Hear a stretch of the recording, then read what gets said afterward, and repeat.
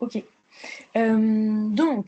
Aujourd'hui, du coup, effectivement, on va parler de la lecture et de l'interprétation de la numération formule sanguine. Je vous rappelle que pour cette présentation, cette présentation ne doit pas être diffusée. Elle est vraiment réservée à votre usage interne. Il y a certaines images qui ont été empruntées. Voilà, merci de faire attention à tout ça. On va faire plusieurs parties pour cette conférence. On va d'abord voir un petit peu les conditions préanalytiques dans lesquelles se mettre pour faire une analyse hématologique dans de bonnes conditions. On reviendra un petit peu sur l'interprétation du frottis sanguin et ensuite on interprétera nos trois lignées, notre lignée rouge, notre lignée blanche et notre lignée plaquettaire. Donc déjà, quand on réalise une numération formule sanguine, il faut savoir pourquoi on va réaliser cette analyse-là. On peut choisir de réaliser une numération formule soit pour établir un diagnostic, voire pour éventuellement avoir des facteurs pronostiques dans certaines maladies. Ça peut être pour le suivi d'une maladie, notamment des maladies hématologiques à médiation immune par exemple, ou un suivi thérapeutique sur des animaux qui pourraient recevoir par exemple, je sais pas moi, des traitements de chimiothérapie, etc. C'est important quand vous allez lancer du coup une numération formule sanguine de prendre en compte et de bien connaître vos facteurs préanalytiques parce que ça peut réellement influencer sur l'interprétation de vos résultats. Donc au préalable, il faut quand même en avoir connaissance. Il y a deux types de facteurs préanalytiques qui existent. Il y a des facteurs préanalytiques qui vont être liés à l'individu en tant que tel et des facteurs préanalytiques qui vont être liés vraiment à la technique de prélèvement et la technique de mesure. Donc, dans les différents facteurs préanalytiques qui sont liés à l'individu, on en retrouve certains qui sont quand même principaux, notamment la prise alimentaire, l'effet du stress, donc on peut avoir un stress qui est dit adrénergique ou un stress qui est dit corticoïde, la prise de médicaments, les conditions environnementales et le mode de vie de l'animal, et enfin son état physiologique. Pour la prise de repas, on sait que quand on a un animal qui n'est pas à jeun, on peut avoir une hyperlipémie postprandiale qui peut durer jusqu'à 7 heures. Si on a une hyperlipémie qui est importante, il y a quand même un risque d'hémolyse et donc des risques de surestimation de vos valeurs hématologiques et notamment de l'hémoglobine. On peut avoir un risque également de surestimation de la lignée plaquettaire et on peut avoir également des anomalies sur les nuages de points, notamment sur les plaquettes et les leucocytes. Sur des animaux qui seraient en état de stress, on peut avoir une modification pour le coup qui va être plutôt transitoire, ça va durer à peu près 30 minutes. Vous pouvez avoir une leucocytose neutrophilique, voire une lymphocytose, ça c'est surtout valable chez le chat. On peut avoir également une polyglobulie et une thrombocytose.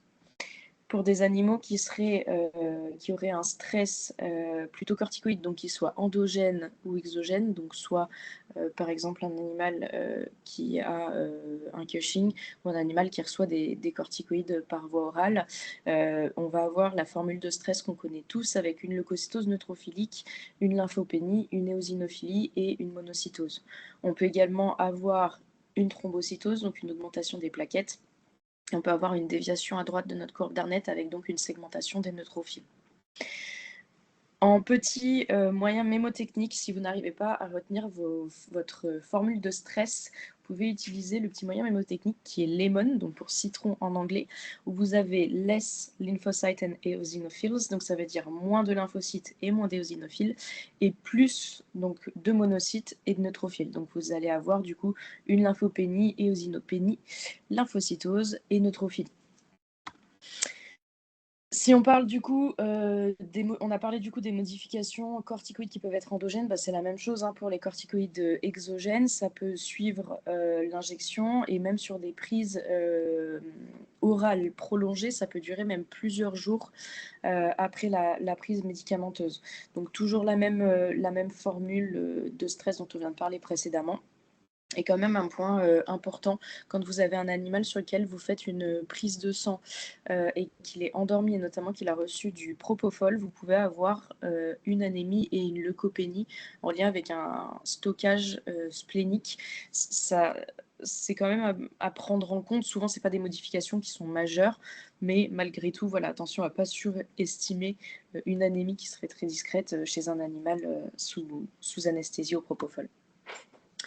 Les conditions environnementales également peuvent modifier les paramètres hématologiques. Ça, on le connaît assez bien sur des animaux qui vivent en altitude. On peut avoir notamment une augmentation de la numération érythrocytaire, donc augmentation de l'hémoglobine et également de l'hématocrite.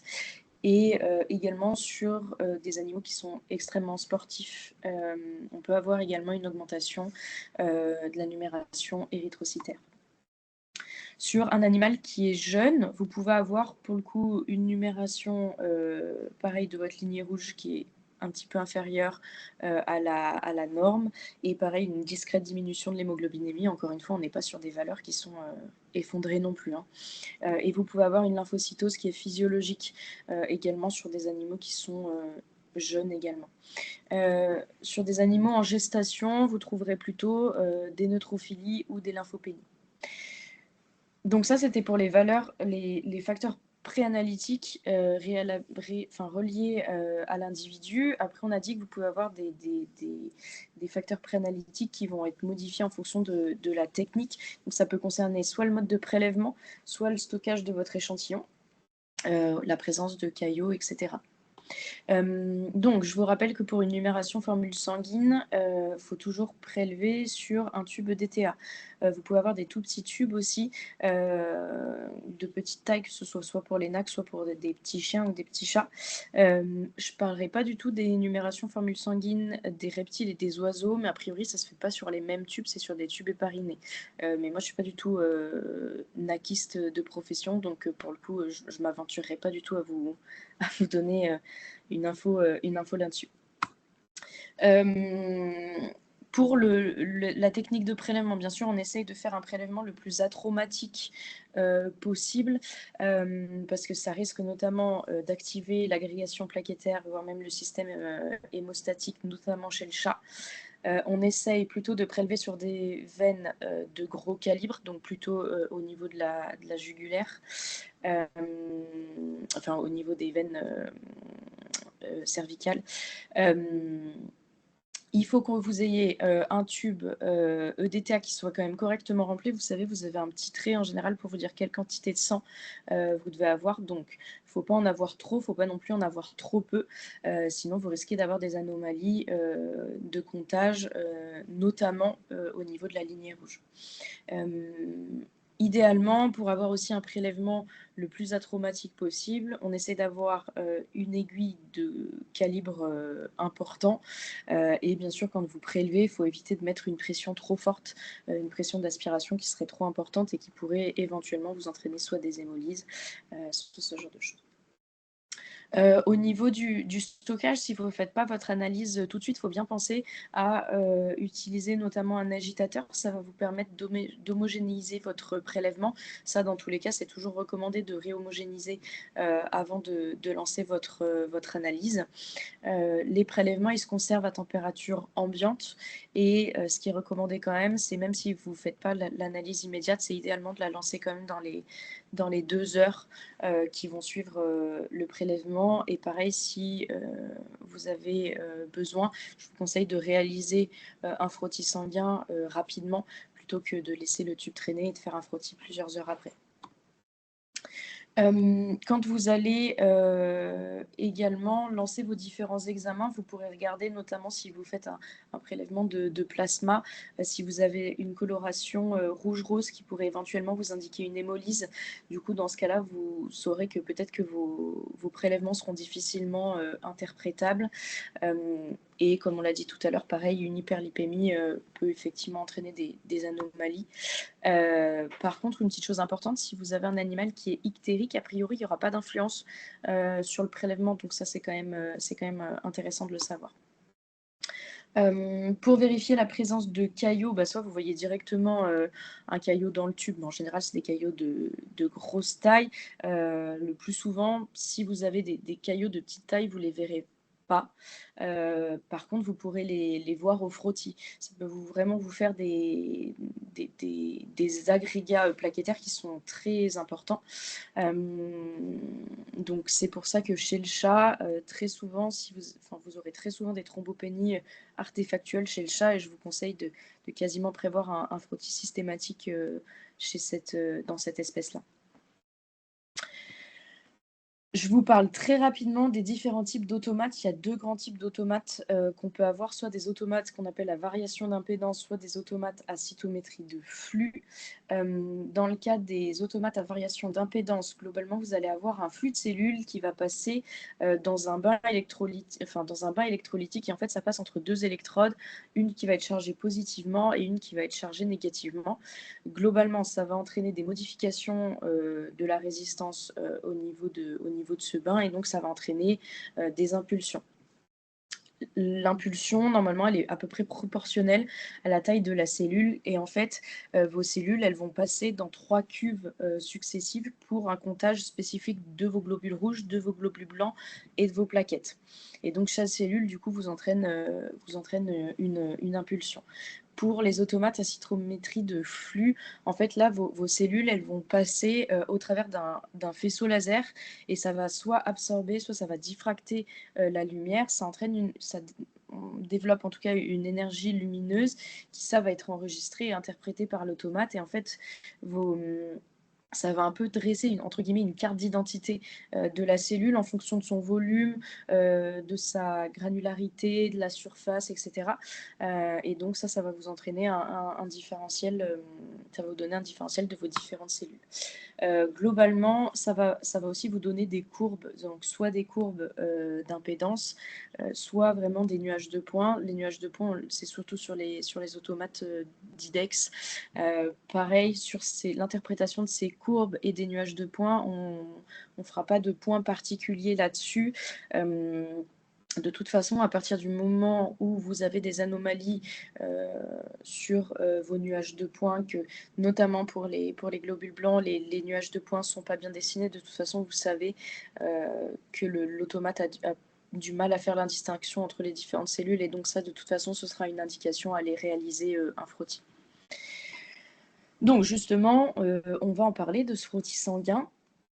Donc déjà, avant de se lancer dans la lecture d'un frottis sanguin, il faut déjà savoir le réaliser correctement. Donc pour ça, vous allez prélever votre sang de votre tube DTA. Donc vous prélevez une petite goutte de sang et vous allez la placer à l'extrémité de votre lame. Ensuite, avec une autre lame ou avec une lamelle, vous allez tirer un tout petit peu la lamelle vers l'arrière, le temps en fait qu'elle rentre en contact avec la goutte de sang. Normalement, il faut se mettre à peu près sur un angle de 30 degrés. Si vous avez un angle inférieur, forcément votre nuage de points sera plus long. Si vous avez un angle supérieur, votre nuage de points, votre frottis, si vous avez un angle supérieur, le frottis sera un peu plus court. Donc une fois que votre lamelle elle est rentrée en contact avec votre goutte de sang, vous laissez bien le sang progresser par capillarité le long de la lamelle, et ensuite vous faites glisser la lamelle vers l'avant. Il faut avoir un geste qui est continu. Ça sert à rien d'être trop rapide, mais il ne faut pas non plus être trop lent. Donc ça, c'est surtout avec l'entraînement que vous arriverez à faire des frottis qui deviendront de plus en plus jolis. Donc ça, c'est pour la technique officielle. Si jamais vraiment vous n'y arrivez pas du tout, ce que vous pouvez faire, c'est de la même façon, vous déposez une petite goutte de sang sur l'extrémité de votre lame, et en fait, vous faites un peu le même principe que pour des cytoponctions, avec une lame que vous mettez perpendiculairement et vous étalez. Mais bien sûr, c'est pas la technique bien reconnue pour interpréter correctement un frottis sanguin, mais si vraiment vous n'y arrivez pas du tout, vous pouvez éventuellement faire cette technique-là, mais du coup, vos couches qui sont bien définies normalement sur un frottis seront moins évidentes. Donc justement, il y a 3 grandes parties de lecture, d'un frottis sanguin. Il va y avoir la queue, qui va être surtout la zone riche en leucocytes, et c'est ici qu'il faudra aussi aller rechercher éventuellement des agrégats plaquettaires. Vous avez la zone de lecture qui correspond à la monocouche, où là, vous ferez surtout, l'évaluation de vos formules, sanguines et l'évaluation, morphologique de vos différentes cellules. Et ensuite, vous avez le corps et la goutte qui est souvent une zone trop épaisse pour une interprétation précise. Par contre, des fois, vous pouvez aller rechercher des parasites, notamment des microfilaires, au niveau de la goutte. Votre frottis, pour le regarder, vous allez le colorer. Je pense qu'en clinique, vous avez que des colorations rapides, soit le RAL 555, soit un Diff Quick.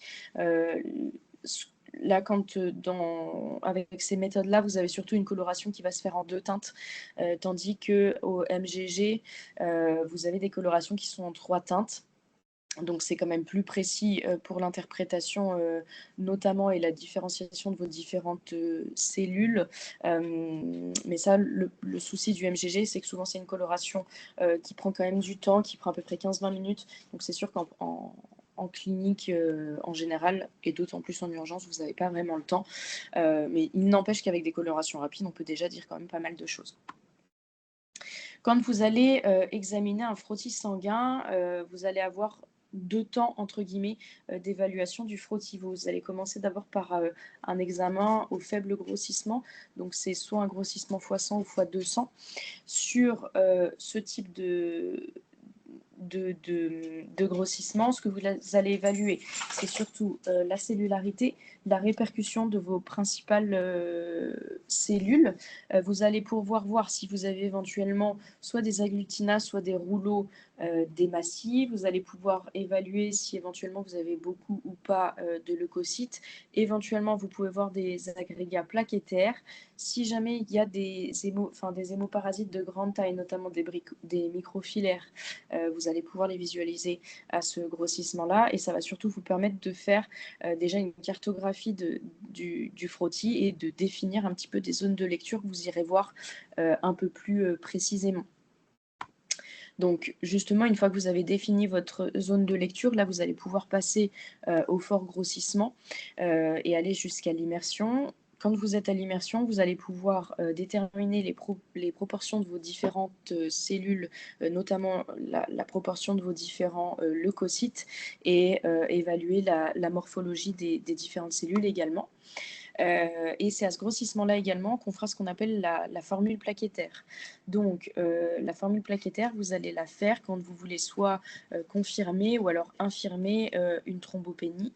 La formule plaquettaire, du coup, vous le faites au fort grossissement, et en gros, vous comptez en moyenne combien de plaquettes vous avez. En général, on fait à peu près sur une dizaine de champs, donc vous comptez le nombre de plaquettes par champ, vous faites une moyenne, et après vous multipliez par 15 000. Et ça vous donnera votre estimation plaquettaire.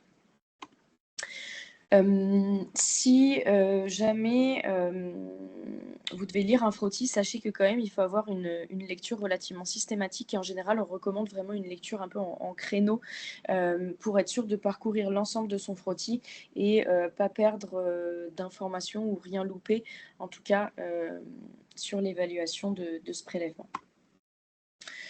On va faire des points un peu plus précis sur chaque type de cellules. Donc globalement, les hématies, je vous rappelle que c'est des cellules qui sont anucléées, qui sont de petite taille et qui ont une forme biconcave, donc c'est-à-dire qui ont une pâleur centrale. Alors ça, c'est notamment valable chez le chien. Chez le chat, ce sera beaucoup moins le cas. Donc sur ce frottis, vous voyez déjà qu'il y a différents types de globules rouges. Donc vous avez la petite flèche là qui vous pointe déjà un globule rouge normal avec une pâleur centrale. Vous avez d'autres types de cellules. Vous avez des réticulocytes. Les réticulocytes, c'est quoi? C'est des précurseurs des hématies. Donc les réticulocytes, souvent, c'est des cellules qui seront plus grandes et qui sont souvent un peu plus colorées, un peu plus bleues que vos globules rouges, pour avoir un un comptage précis de vos réticulocytes, notamment chez le chat, il faut des colorations spécifiques, soit avec du bleu de méthylène, soit avec du bleu de grésil. Donc ça, souvent c'est fait en laboratoire, vous serez plus limité. Mais chez le chien, en tout cas, on arrive plutôt bien à faire la différence entre un globule rouge classique et un réticulocyte. Vous pouvez avoir sur un frottis également des corps de Howell-Jolly, qui sont des petits résidus nucléaires qui sont présents dans le cytoplasme de vos hématies. Ça, vous en verrez en général un peu plus souvent de façon physiologique chez le chat, rarement chez le chien.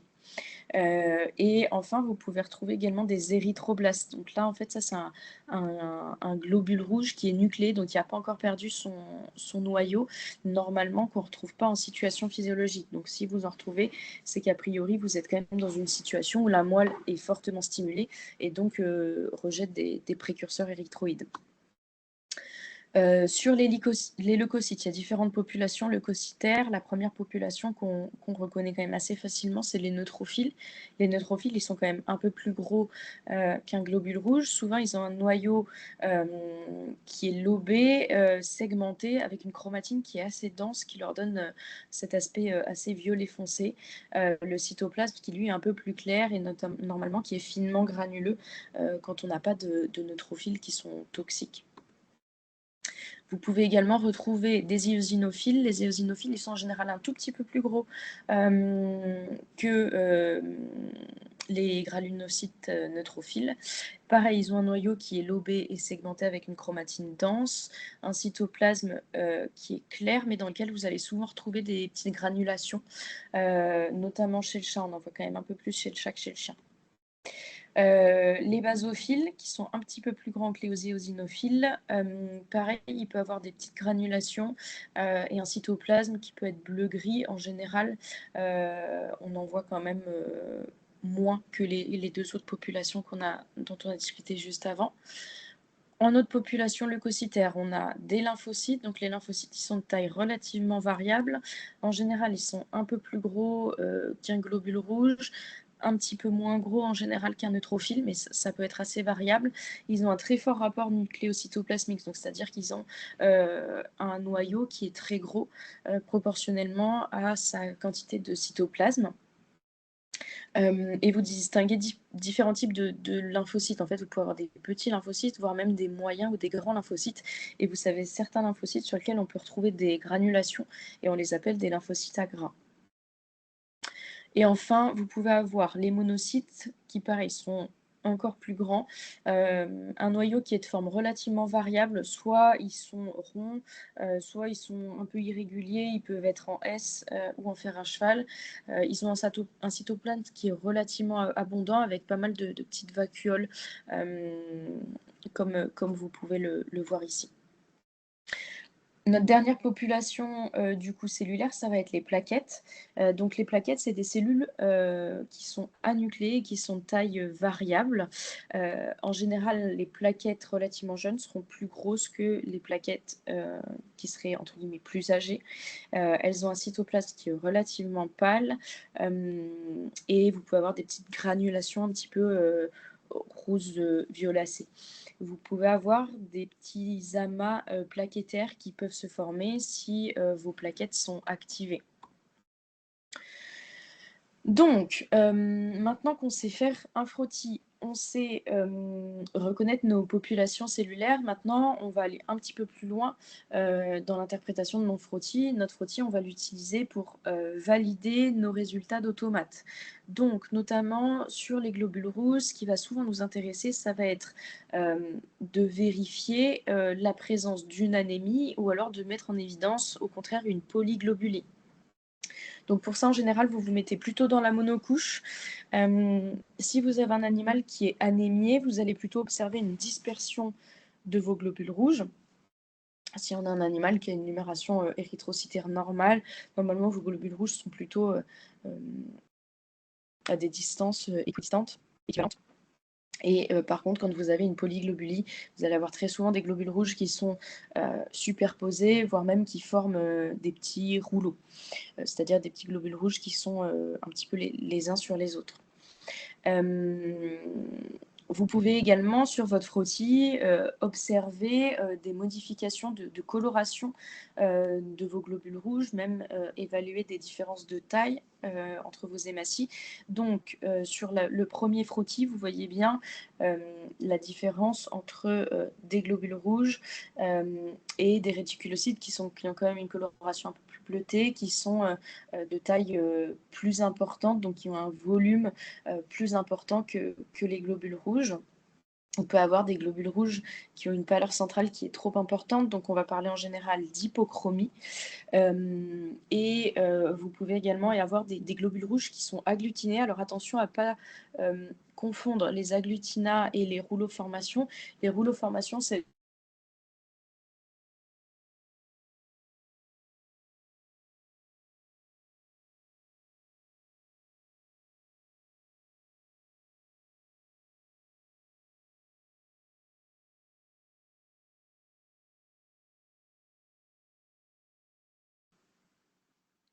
bon, vous m'entendez? Vous Ouais, pouvez c'est mettre... bon. Attends, Ok. reviens en arrière. Enfin, ça a coupé quand tu parlais de la différence entre les rouleaux et les agrégats. Ah. Donc, je ne sais pas trop où vous vous êtes arrêté, mais globalement, je vous ai dit que la différence entre les rouleaux et les agglutinats, c'est que les rouleaux, vraiment, vous avez une superposition de vos globules rouges les uns sur les autres, tandis que sur les agglutinats, vraiment, ça va former, ils vont former un petit tas de globules rouges. Souvent, ça peut prendre un aspect un petit peu étoilé, et la signification n'est pas la même entre les deux. Comme on l'a dit tout à l'heure, vous pouvez observer également des globules rouges nucléés, donc c'est ce qu'on appelle des érythroblastes. Sur votre frottis également et vos modifications sur vos hématies, vous pouvez avoir également des sphérocytes. Donc les sphérocytes, c'est des globules rouges qui changent de conformation anatomique. Au lieu d'avoir vraiment un aspect biconcave avec une pâleur centrale, en fait, ils vont prendre un aspect complètement rond. Donc vous avez vraiment la disparition de la pâleur centrale. Je vous rappelle que le chat, chez le chat, c'est impossible de faire la différence entre des sphérocytes et des globules rouges. Simplement parce que les globules rouges du chat n'ont pas de pâleur centrale, donc c'est très compliqué de faire la différence entre ces deux-là. Les sphérocytes, c'est vraiment un signe d'anémie hémolytique à médiation immune. Je vous le dis maintenant parce que finalement, on ne va pas parler beaucoup d'anémie dans cette conférence, vu que vous aurez une conférence un petit peu plus tard dédiée à ça. Vous pouvez également observer des modifications de la forme de vos hématies. Au-delà des sphérocytes dont on vient de parler, vous pouvez avoir des globules rouges qui vont vraiment prendre un aspect un petit peu incurvé, un petit peu de faux comme ça. Donc ça, c'est des fragments d'hématies, c'est ce qu'on appelle des schizocytes. Vous pouvez également voir des globules rouges qui auront un aspect un petit peu étoilé. Ça, c'est ce qu'on appelle un acanthocyte. Et vous pouvez voir également des globules rouges qui ont comme deux petites cornes, c'est ce qu'on appelle des kératinocytes. Ces anomalies-là, quand vous les voyez, donc les schizocytes, les acanthocytes et les kératinocytes, c'est des signes soit d'anomalies vasculaires, notamment des anomalies de la paroi des vaisseaux ou directement de la lumière vasculaire, si notamment vous avez des microangiopathies, des CIVD, ou lors de syndrome de fragilité des globules rouges. Vous pouvez également observer au sein de vos globules rouges, donc on en a parlé tout à l'heure, des corps de OL-Joly. Vous pouvez également observer des corps de Heinz. Les corps de Heinz qui sont plutôt des fragments qui sont de l'hémoglobine qui a été oxydée. Et vous pouvez également observer des excentrocytes qui ont un aspect assez spécifique avec un peu cette impression de vide qu'on a au sein du globule rouge. Ces éléments-là, ils sont évocateurs d'un stress oxydatif. Sur les globules rouges, ce que vous pouvez voir également, c'est des hémoparasites. Donc là, vous avez une image assez typique de pyroplasmose. Attention, la pyroplasmose, il ne faut pas la confondre avec des artefacts. Des fois, vous pouvez avoir des artefacts de coloration au niveau de vos globules rouges. C'est ce que vous avez un petit peu en haut sur le frottis. Attends, Audrey, petite pause. Il y a 2 personnes qui n'ont plus d'écran. Est-ce que les autres, vous voyez toujours l'écran ou pas? Si quelqu'un peut remettre son micro pour, Oui. Moi, je vois, oui. OK, merci. Bah, les personnes qui voient plus, je vous laisse peut-être essayer de vous déconnecter, reconnecter. Merci. Pardon, Audrey, vas-y, continue. Et en autre hémoparasite assez fréquent que vous allez pouvoir observer également, c'est des mycoplasmes, soit qui vont être isolés, soit souvent qui ont tendance à se mettre un petit peu en chaînette, plutôt en surface des massies. Et ça, c'est notamment plus fréquent chez le chat, pardon.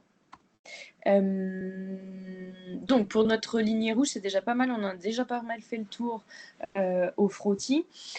Pour les leucocytes, de la même façon, souvent vous allez essayer de confirmer ou alors infirmer la modification en tout cas de votre formule blanche. Donc là pareil, on va plutôt se localiser soit dans le corps de frottis, soit plutôt en queue de frottis. Donc souvent en queue de frottis, vous allez avoir quand même pas mal vos globules blancs, notamment de vos granulocytes neutrophiles qui vont être présents.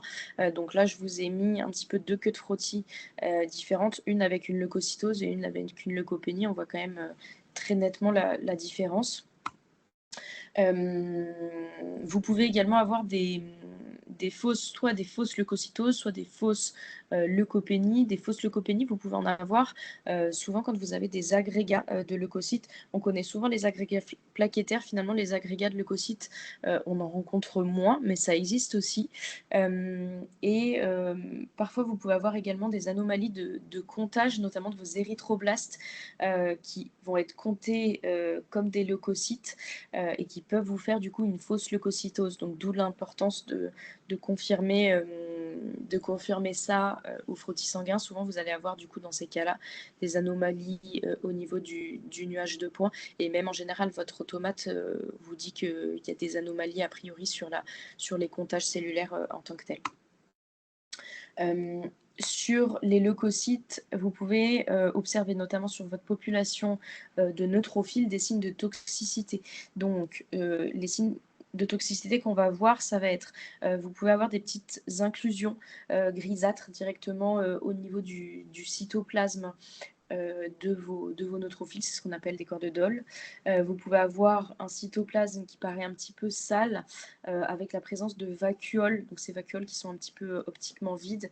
Vous pouvez parfois avoir des neutrophiles qui sont un peu plus gros que la normale, et ils peuvent prendre aussi des formes particulières avec un noyau qui peut carrément prendre une forme un petit peu d'anneau.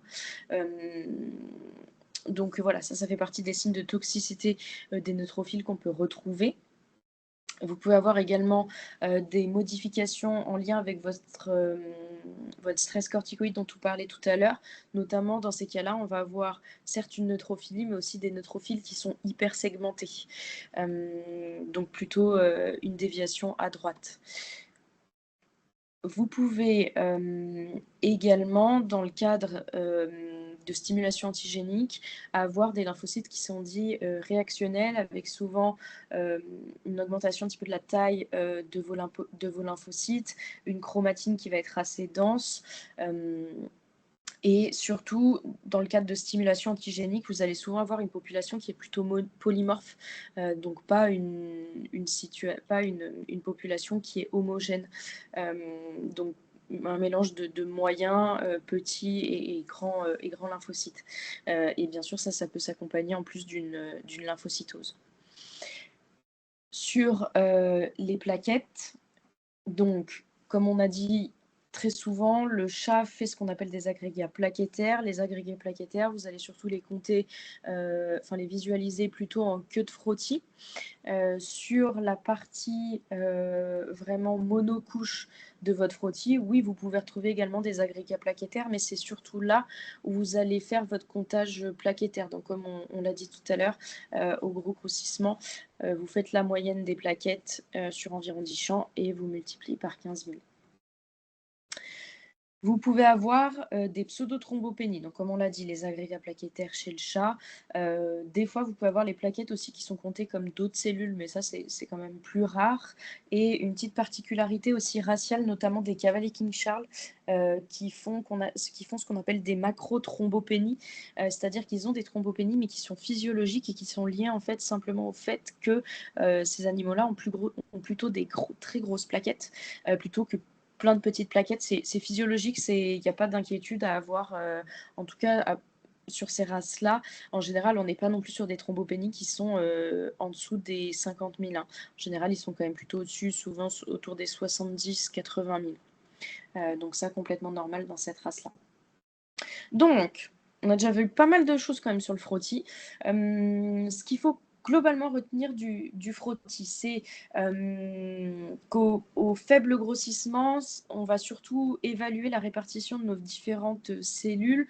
On va regarder un petit peu la dispersion de nos globules rouges pour voir si on a ou pas une anémie. On va aller rechercher notamment la présence d'agrégats, soit d'agrégats plaquettaires, soit d'agrégats de globules blancs. On va aller regarder si on a effectivement éventuellement l'impression d'avoir une pseudo-leucocytose. Et si on va un petit peu plus loin, on essaiera de réaliser également des comptages plaquettaires, etc. Sur la base du frottis, notamment un grossissement supérieur, en plus du comptage plaquettaire, on va pouvoir observer notamment pour ce qui est en tout cas des prémices de l'examen frottis dans le cadre d'une anémie, il y a certaines choses qui peuvent nous indiquer des anémies hémolytiques à médiation immune. Donc c'est ce dont on parlait tout à l'heure, des agglutinations d'hématies. Vous pouvez également observer une polychromatophilie avec des réticulocytes et vous pouvez éventuellement observer des sphérocytes. Donc, ce qu'on a dit, c'est ces globules rouges, normalement biconcaves, qui perdent réellement leur forme et qui deviennent complètement ronds et donc qui perdent leur pâleur centrale.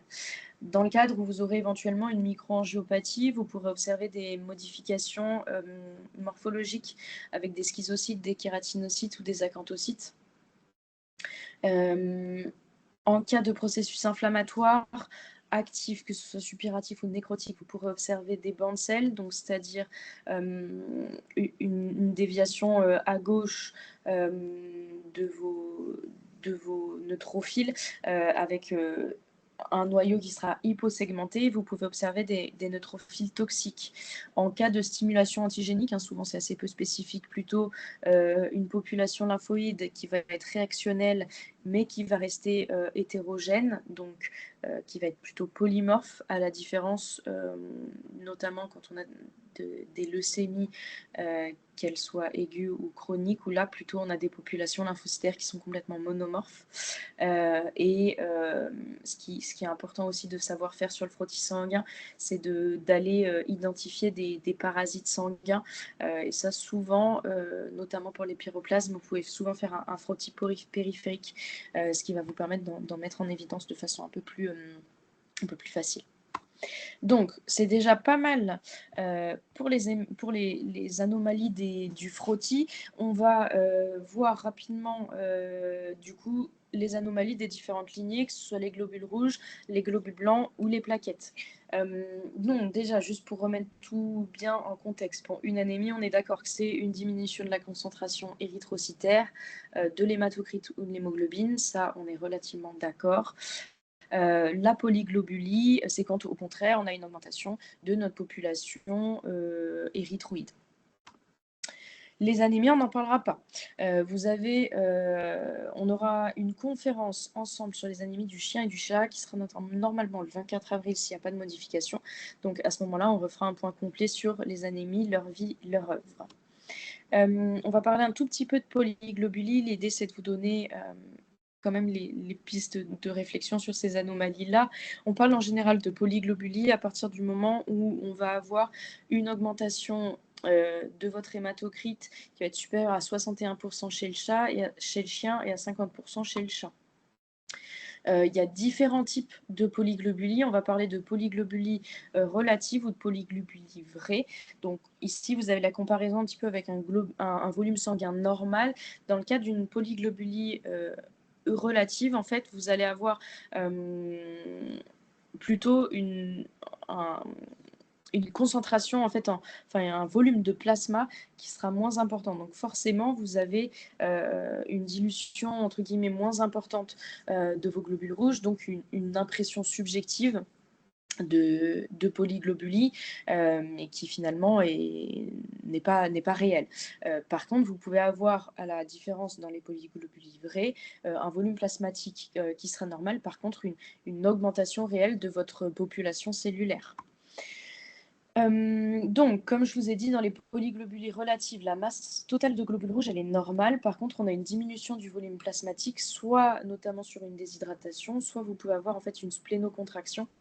Mais donc, voilà, une masse de globules rouges qui reste globalement normale. Ça reste, par contre, des choses que les polyglobulies que vous pouvez retrouver de façon physiologique chez les races, notamment les lévriers, et chez les brachycéphales.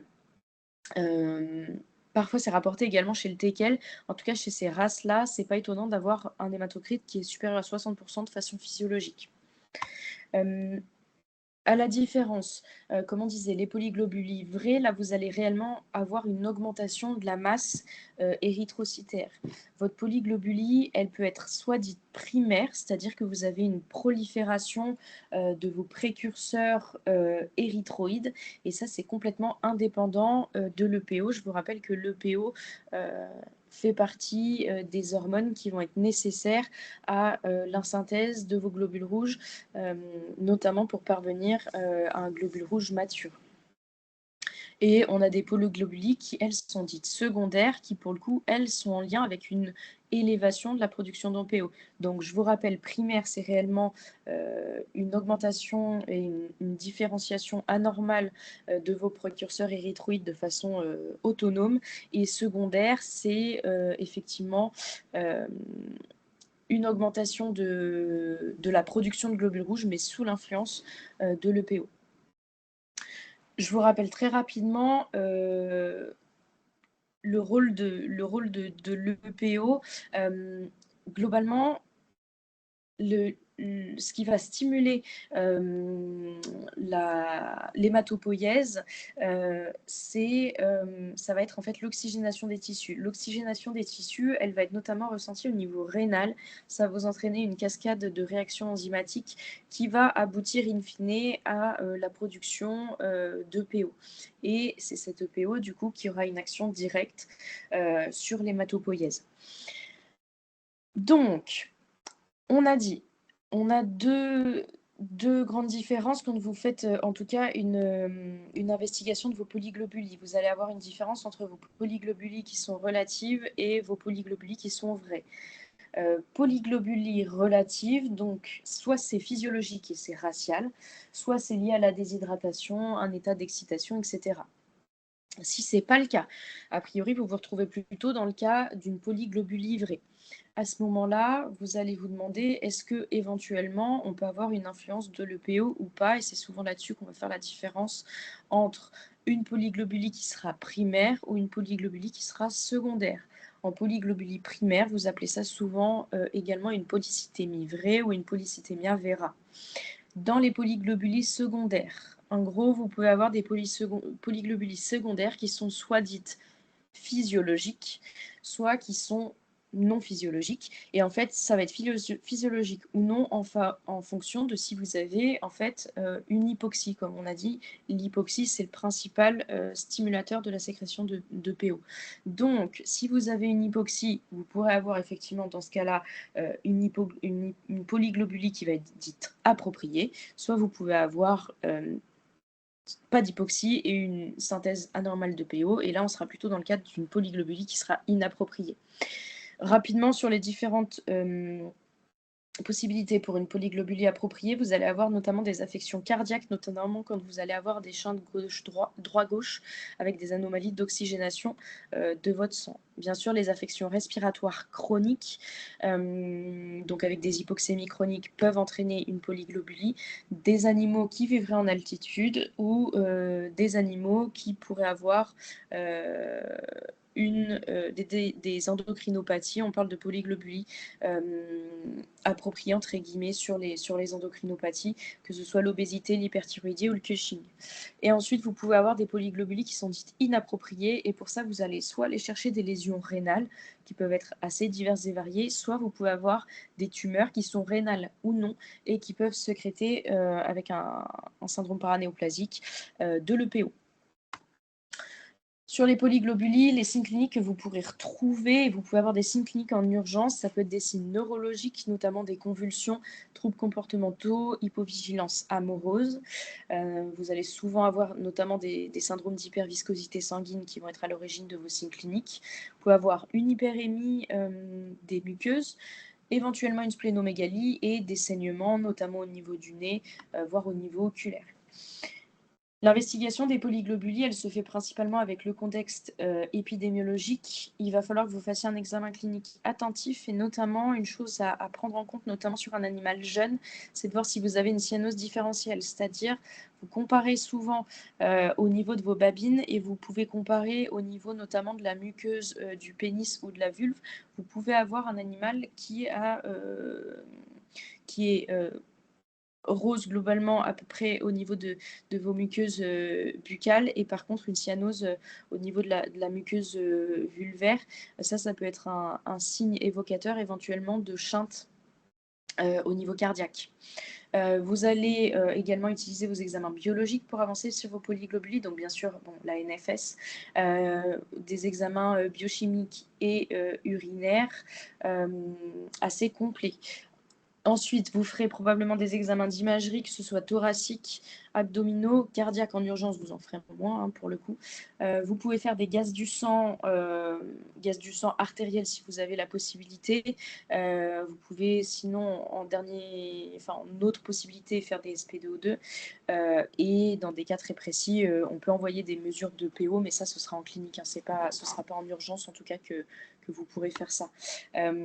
Globalement, sur la prise en charge de vos polyglobulies, donc ce que vous pouvez faire en urgence, c'est bien sûr récolter toutes les infos dont vous aurez besoin, faire un examen clinique complet, des examens biologiques, à la rigueur imagerie du thorax, éventuellement échographie abdominale, des gaz du sang, à voir si vous avez de quoi faire des gaz du sang artériels et aller rechercher des cyanoses différentielles.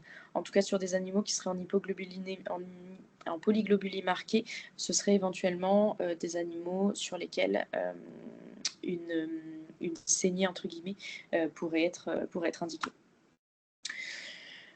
Sur nos leucocytes, donc on va prendre nos différentes populations de leucocytes.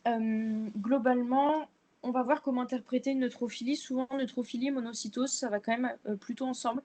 Ça, c'est assez peu spécifique. Vous pouvez avoir ce genre de modification sur à peu près tout et n'importe quoi. Je vous ai remis le petit moyen mémotechnique pour notamment le stress corticoïde. Globalement, la neutrophilie, vous allez la retrouver dans à peu près tous les contextes possibles et inimaginables, notamment sur un processus inflammatoire aigu ou chronique, une maladie dysimmunitaire, un stress corticoïde ou un stress adrénergique, des corticoïdes que ce soit endogènes ou exogènes, processus néoplasique, où ça peut même être un syndrome paranéoplasique, une maladie infectieuse, qu'elle soit locale, systémique, processus nécrotique, enfin voilà, un peu tout et n'importe quoi. J'insiste très fortement là-dessus, une neutrophilie ne veut pas dire infection. Ça, c'est une erreur qui est très souvent faite. Une neutrophilie, ça veut tout dire et rien dire. Il y a un processus inflammatoire, c'est pas spécifique. Ça peut être une infection, une inflammation, de la nécrose, un processus néoplasique. En tout cas, on ne peut rien en dire de plus. Et donc, surtout pas que c'est une infection.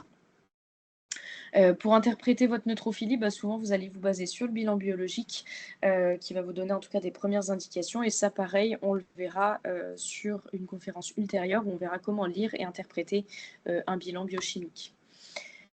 On peut, pour compléter l'investigation de notre neutrophilie, réaliser un frottis. Sur le frottis, vous pouvez soit visualiser des band cells, donc on en a parlé tout à l'heure, qui seront plutôt en faveur d'un processus inflammatoire actif, soit des neutrophiles toxiques qui vont plutôt être en faveur d'un processus suppuratif, nécrotique ou néoplasique. Ce serait intéressant d'interpréter vos autres lignées qui peuvent vous donner également des éléments de diagnostic, notamment voir si vous avez une anémie, si en plus il y a des agglutinades, éventuellement des sphérocytes, voir si vous avez éventuellement des rouleaux-d'hématie, est-ce que vous avez des thrombocytoses, des thrombopénies, etc., ce qui va vous amener vers différents différentiels. Quand on a une lymphocytose, c'est très peu spécifique. Soit ça peut être physiologique chez le jeune animal, soit ça peut être lié au stress adrénergique, notamment chez le chat. Une stimulation antigénique peut vous entraîner une lymphocytose, un processus inflammatoire chronique, un hypocorticisme et notamment, bien sûr, une hémopathie maligne, que ce soit un lymphome ou une leucémie lymphoïde. De la même façon, pour interpréter une lymphocytose, vous vous baserez très souvent sur votre bilan biochimique, dont on parlera plus tard. Sur l'interprétation de votre lymphocytose, vous allez bien sûr pouvoir vous aider de votre frottis sanguin. Pour rappel, quand vous aurez une stimulation antigénique, vous aurez plutôt une population qui sera polymorphe de lymphocytes. Et par contre, à contrario, si vous avez un lymphome ou une leucémie, plutôt une population en général qui sera monomorphe. De la même façon, évaluer vos autres lignées sanguines va vous donner des indications éventuellement diagnostiques, notamment s'il y a une association avec une anémie. Est-ce qu'il y a encore une fois, il y a des rouleaux-d'hématie? Est-ce qu'il y a une thrombopénie, une anémie qui pourrait éventuellement évoquer une pyroplasmose? Si vous avez plutôt des neutrophiles, une augmentation des neutrophiles, une monocytose, vous avez plutôt des signes d'inflammation chronique. Donc voilà, il faut souvent tout prendre ensemble pour interpréter une lymphocytose. Une éosinophilie, ça va souvent avec également une basophilie. On a un différentiel qui est un peu plus restreint, entre guillemets, sur une éosinophilie, souvent du parasitisme, des processus allergiques ou d'hypersensibilité, éventuellement des processus dysimmunitaires, comme par exemple de l'asthme ou un syndrome hyperéosinophilique, notamment chez le chat, des syndromes paranéoplasiques très souvent sur les lymphomes ou les mastocytomes. Vous pouvez également avoir des eosinophilies sur des inflammations chroniques et sur un hypocorticisme. Quand vous avez des leucocytoses extrêmes, souvent, quand vous avez des leucocytoses très importantes, plus de 100 000, 150 000, ce serait quand même très souvent associé à des hémopathies malignes. Après, vous pouvez quand même avoir des réactions qu'on appelle leucémoïdes. Et ça va associer très souvent une leucocytose qui sera importante, mais pas aussi importante quand même qu'une hémopathie maligne. Souvent, vous aurez des signes de toxicité sur vos neutrophiles et une déviation à gauche de votre courbe. Et ça, ce sera souvent sur des infections très sévères, des anémies hémolytiques à médiation immune, sur des syndromes paranéoplasiques, etc. Je vous ai remis un petit tableau récapitulatif des différentes formules sanguines assez classiques que vous pourrez retrouver, notamment entre inflammation aiguë, inflammation chronique, c'est pas tout à fait la même chose, et de la même façon entre stress corticoïde et stress adrénergique. Maintenant, on va plutôt voir nos anomalies en hypo. Donc, quand on a une neutropénie, déjà, la première chose, c'est d'aller vérifier qu'on n'a pas d'agrégat leucocytaire. Ensuite, quand vous avez une neutropénie, soit vous avez un défaut de production de vos neutrophiles, soit vous allez avoir une neutropénie qui est plutôt dite périphérique. Quand vous avez des neutropénies centrales, donc ça va être tout ce qui est maladie réellement du coup de la moelle osseuse. Il y a plein de causes possibles, que ce soit des causes infectieuses. Très souvent, ce que vous devriez garder en tête, en tout cas notamment, c'est notamment la parvo, éventuellement l'ehrlichiose, l'anaplasmose, pourquoi pas la leishmaniose. éventuellement le FELV. Des origines médicamenteuses quand même, faut y penser. Et après, vous allez avoir bien sûr tout ce qui va être processus myélofibrose, donc une fibrose au niveau du médulaire, une myélophthisie, quand vous avez la prolifération d'une lignée cellulaire au niveau médulaire qui en fait va étouffer toutes les autres lignées, une myélonécrose, donc une nécrose complète de la moelle osseuse, syndrome myélodysplasique, donc réellement des grosses anomalies de production et de développement de vos différentes lignées, des leucémies, où là c'est directement des clones de vos blastes qui vont proliférer au niveau de la moelle. Vous pouvez avoir également c'est plus atypique et anecdotique, des hématopoïèses cycliques, notamment chez le colibri ou des animaux qui vont subir des radiations, etc. Mais ça, en urgence, c'est quand même pas le plus fréquent. Donc, neutropénie, on a dit centrale. Ensuite, neutropénie périphérique. Donc là, il y a 3 grandes catégories. Soit vous allez avoir une séquestration de vos neutrophiles, c'est quand même ce qu'on a très souvent avec notamment des abcès, etc. Soit vous allez avoir une consommation par notamment des processus infectieux ou inflammatoires très marqués qui vont consommer beaucoup de neutrophiles. Soit vous pouvez avoir des neutrophiles qui sont détruits, c'est quand même plus rare, mais on peut avoir des neutrophilies à médiation immune qui peuvent être primaires ou secondaires. On n'ira pas beaucoup plus loin là-dessus. Dans ces cas-là, vous êtes déjà sur des investigations qui sont assez poussées. Je ne suis pas sûre qu'en urgence, vous ayez besoin d'aller aussi loin sur l'investigation de neutropénie, en tout cas sur des neutropénies à médiation immune. Pour investiguer et interpréter une neutropénie, bien sûr, ce sera essentiel de se baser sur vos commémoratifs et vos anamnèses. Il faudra bien sûr vérifier l'examen clinique, différents éléments. Est-ce que vous avez une hyperthermie? Est-ce que ça peut être éventuellement un animal qui a une asymétrie testiculaire avec par exemple une sécrétion anormale d'œstrogène au niveau d'une masse testiculaire? Est-ce que c'est un animal qui a une masse ailleurs, des adénomégalies, splénomégalies, hépatomégalie? Bien sûr, encore une fois, on va s'aider de notre bilan biochimique pour s'aider dans notre démarche diagnostique, et pensez toujours à bien regarder également votre frottis sanguin. Vous pouvez retrouver des bandes de sels qui sont plutôt en faveur d'un processus inflammatoire actif, comme on l'a déjà dit. Et vous pouvez avoir également des parasites de vos neutrophiles qui sont assez spécifiques, comme ici Anaplasma phagocytophile. Un petit point qui peut être quand même pertinent en urgence, c'est que votre pourcentage, si vous avez un pourcentage de bandes de sels qui est plus important que votre pourcentage de neutrophiles matures, ça c'est souvent associé à un facteur pronostic qui est négatif. Ça c'est quand même à garder en tête pour vous quand vous interprétez votre frottis. Et bien sûr, quand vous allez interpréter une neutropénie, vous allez regarder est-ce qu'il y a d'autres lignées qui sont déficitaires, ce qui pourrait éventuellement vous indiquer une origine centrale. Voilà, donc il y a pas mal de petites choses à prendre en compte pour interpréter une neutropénie. Une lymphopénie, c'est une anomalie qui est relativement fréquente, qui est peu spécifique, c'est lié à une inflammation aiguë, un stress corticoïde. Vous pouvez avoir des lymphopénies dans des situations beaucoup plus particulières, des lymphangiectasies, des chylothorax, des entéropathies exudatives, ou alors ça peut être encore une fois une anomalie de production au niveau médulaire. Une éosinopénie, finalement, on ne l'interprétera pas, ça n'a pas vraiment de signification clinique. Et donc, c'est tout pour notre lignée blanche. On va terminer avec les anomalies de la lignée plaquettaire.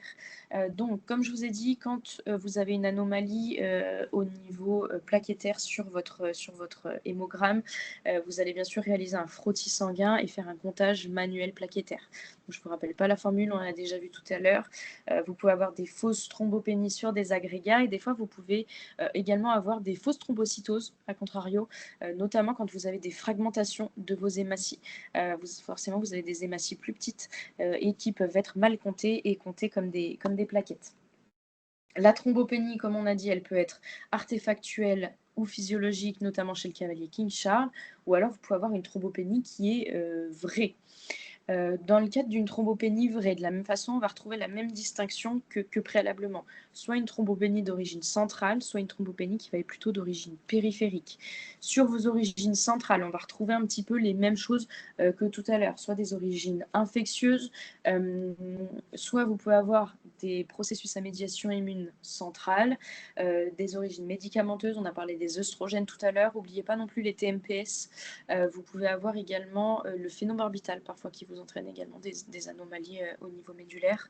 On a dit myélofibrose, myélophthisie, myélonécrose et des dysthrombopoïèses, que ce soit des syndromes myélodysplasiques ou des leucémies aiguës myéloïdes qui touchent la lignée plaquettaire, donc ce qu'on appelle les LAM7.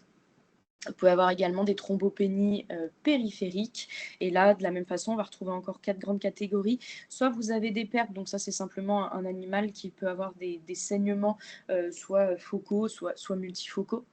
Vous pouvez avoir des thrombopénies à médiation immune, donc une destruction directement de vos plaquettes, qui peuvent être soit primaires, soit secondaires. Globalement, quand on investigue une maladie à médiation immune, ça peut être secondaire à plein de choses, mais un petit peu tout et n'importe quoi en même temps, des processus infectieux, ça on les connaît bien, notamment des hémoparasites, etc. Des processus inflammatoires, processus néoplasiques, origine médicamenteuse, éventuellement des vaccins toxiques, etc. Soit vous pouvez avoir une consommation de vos plaquettes, soit une consommation localisée sur des microangiopathies, des thromboses, des vascularites, ou alors des consommations qui sont systémiques. Et dans ce cas-là, on sera plutôt dans le cadre d'une CIVD. Et on peut avoir également, enfin, une séquestration au niveau notamment splénique, sur des torsions de rate, tumeurs spléniques, splénomégalie notamment. Donc voilà, je vous ai remis in fine l'arbre diagnostique en tout cas et les différentes hypothèses que vous devez avoir pour l'investigation d'une thrombopénie. Quand on investigue une thrombopénie, comme tout à l'heure, il faut toujours bien garder en tête tout ce qui est commémoratif, anamnèse. Donc il faut bien avoir toujours tous ces éléments en tête. L'examen clinique, pareil, va être important. Est-ce que vous avez un animal qui présente de la fièvre, des troubles éventuels de l'hémostase, asymétrie testiculaire, des masses, que ce soit une masse cutanée, est-ce que vous avez une hépatosplénomégalie, adénomégalie, etc. Souvent, quand vous allez investiguer une thrombopénie, donc bien sûr, vous allez faire un examen biochimique.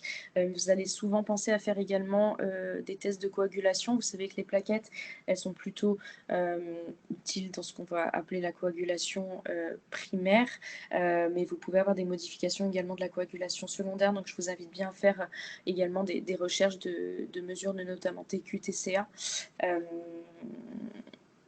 Et voilà, et de la même façon, pensez toujours à bien regarder vos autres lignées hématologiques qui peuvent aussi vous donner des indications de façon plus globale, en tout cas sur ce qu'il faut aller rechercher. Si vous avez plusieurs lignées, encore une fois, il faut toujours garder en tête qu'on est peut-être plus face à quelque chose de central et de médulaire à ce moment-là.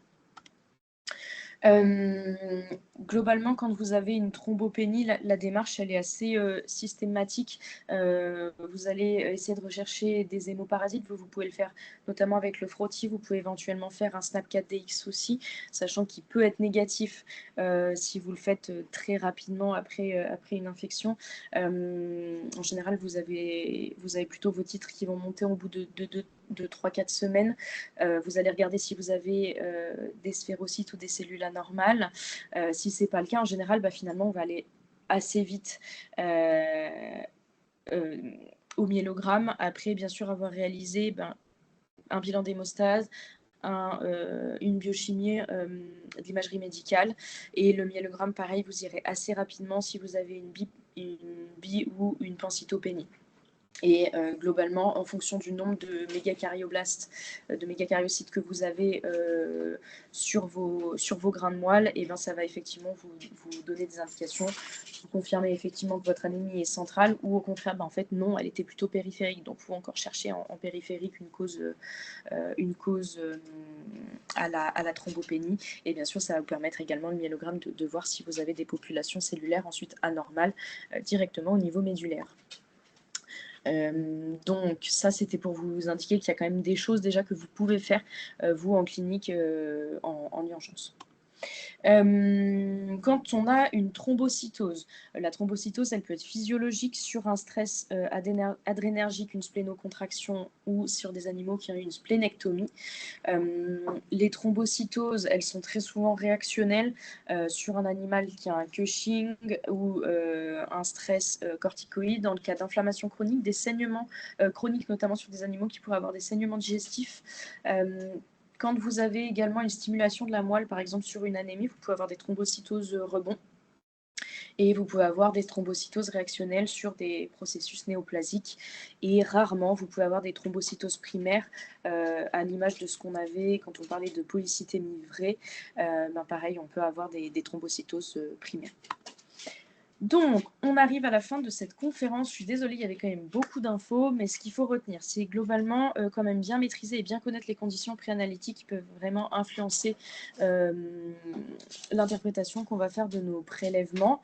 Il faut quand même être relativement à l'aise avec le frottis, parce que le frottis va être quand même un outil assez indispensable dans la confirmation de vos anomalies sorties par l'automate, et de deux, ça va vous apporter plein de choses en plus que l'automate ne fera pas. Malheureusement, quand on parle d'hémato, faut quand même bien connaître ces diagnostics différentiels, parce que ça va être un petit peu la base pour raisonner sur les différentes anomalies. Et la numération formule sanguine en tant que telle, on l'interprète aussi toujours en lien avec toutes les données cliniques, anamnestiques et les autres données biologiques. Je vous remercie beaucoup pour votre attention. Je n'aurai pas énormément de temps pour des questions. Donc, s'il y en a une ou deux rapidement, on peut les voir. Mais... Merci beaucoup, Audrey, pour la présentation. Est-ce qu'il y en a qui ont des questions, du coup, rapidement ou pas?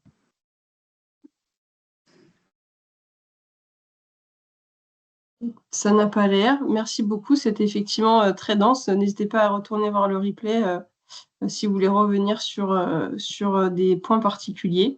Merci d'être resté jusqu'au bout. Merci à ceux qui regarderont la conf en replay. Et puis, bonne journée tout le monde. Bonne journée. Merci. Merci.